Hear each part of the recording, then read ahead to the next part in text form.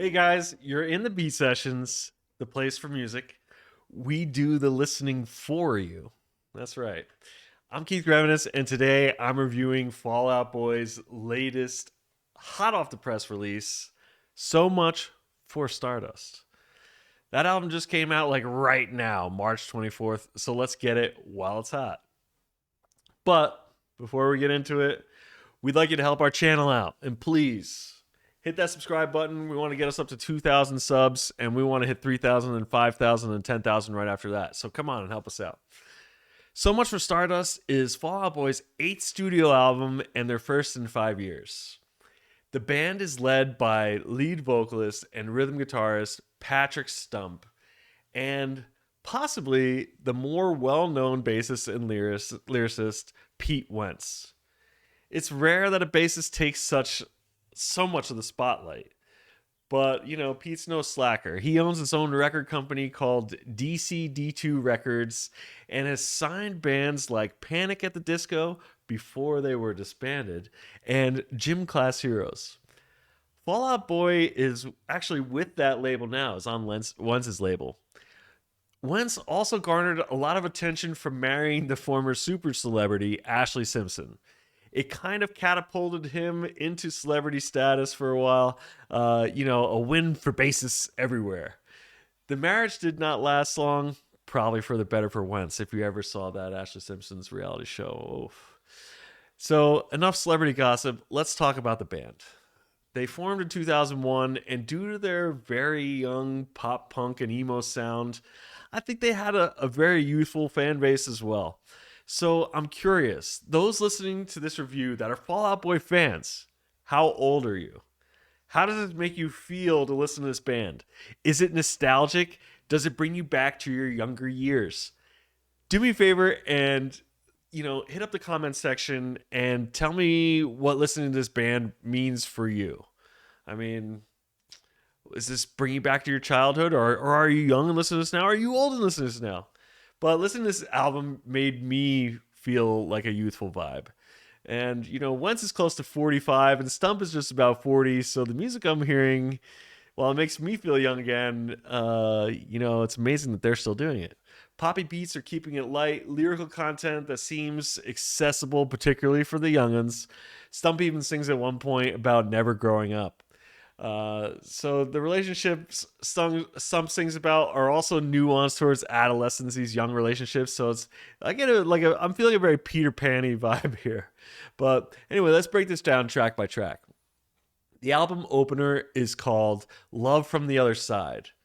And how it comes in with an orchestra, I must say I was curious.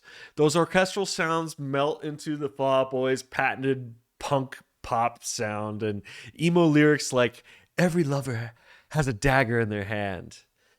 Stump's voice is pretty wild, I have to say. He's got a great tone and a great range, and I'm wondering what is falsetto and what is his natural voice. And that's a great thing. Being able to blend those tools is just a great skill. Stump sends his love from the other side of the apocalypse, he says in that one. Track 2 is called Heartbreak. Feels so good. I mean, come on, can you get more emo than that? But talking about aesthetic right now, the drums quite literally set the beat. Well, duh, Keith. But with Fall Out Boy, the drums are always upbeat. And it's with a, hey, Mickey, you so fine, you blah, blah, kind of like that. But it's young. It's like that cheerleader beat, the hey, Mickey. But Stump sings, we could cry a little, and Heartbreak feels so good. There's just this la la la chorus that makes this one fun. The next one, Hold Me Like a Grudge, kind of reminds me of Maroon 5 a little. The riff is catchy, and then we get a clapping sound again. That's their one move.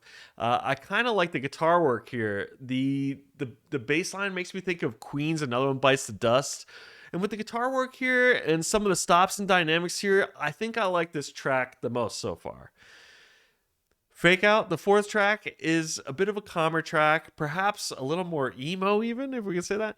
We still have that drum beat though. Stump sings, no plans and none can be broken. I'm sorry, that's not an adult relationship. They don't work like that. Stump sings, I just gotta figure out a window to break out. But in the end, it was all a fake out. Heaven, Iowa is a quiet starter, but we know Fall Out Boy doesn't stay that way too long. It explodes when some Stump sings "Star-Crossed Lovers." Again, this is a young type of relationship. Most 40-year-olds have 3 kids in a minivan. So I'm asking, who is in this age group and is listening to this? Is this a guilty pleasure listen for some of you? I have some of those. I do. Uh, track 6 is so good right now, and it opens up with a classic "Oh oh oh oh," and the song continues with a classic poppy sound. This kind of reminds you of like a George Michael's song. If you know who that is, you'll probably agree, but if you're younger, you might not. But there is a cool little breakdown with a descending guitar chord riff that I liked. The Pink Seashell opens with a spoken word reminiscing about the childhood, and I'm back to that young vibe again, nostalgia. That's what this track is about. And there's no singing, it's just spoken. I Am My Own Muse has another orchestral opening, though this time it hangs around throughout the track. It's good to hear the band messing around and changing things up. Stump sings about keeping his feelings tucked away, which is kind of ironic because he is singing about it. This one is emotional and has a lot of imagery of coping with these emotions and trying to keep it together. Flu Game, the lyrics ask God to kill him because of a lost love. And he says he's got to keep up all that love to himself. That's what he sings anyway. I tell you, I have a tough time listening to albums that keep similar beats throughout the whole album. And this one does that, and it's very poppy and very consistent, with the rest of the album. So, AKA, also known as, I'm a little bored here listening to it through.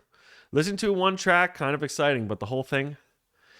Baby Annihilation is a funny name for a track. More talking on this track. It's more poetry, emo stuff.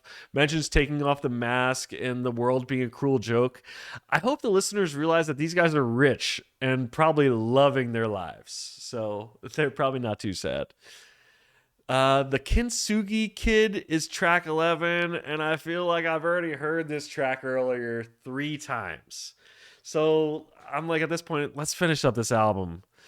What a Time to Be Alive is the penultimate track and definitely borrows from like an Earth, Wind, and Fire opening sound. It's poppy and fun, but I have to say, listening to this album a few times through, I'm having a tough go finishing it this time. With my palette, I could take like a song or two, but listening to this all at once is a lot, and I'm gonna need a cleanse after it. The last track is the title track, so much for Stardust. Starts with some strings, like some violins, and then some piano and a drum beat. This track is relief from some of the past few songs. It has a different feel to it, a little bit. Stump sings, "What would you trade the pain for? I'm ready to end the pain." So ending up, I'm still asking who's listening to this album. Is this something that you listen to like the whole album or a song or two? If you've made it this far through my review and you were not mad at me for not really liking this one, please comment. And if you didn't make it all the way through this review, you can kindly go fuck off. I'm kidding. Anyway, I'm Keith Grevenitz with the Beat Sessions, and thank you for listening. Don't forget to like, subscribe, and comment, and stay tuned for more reviews from Mitch, Mary Beth, and I. Peace, guys. See ya.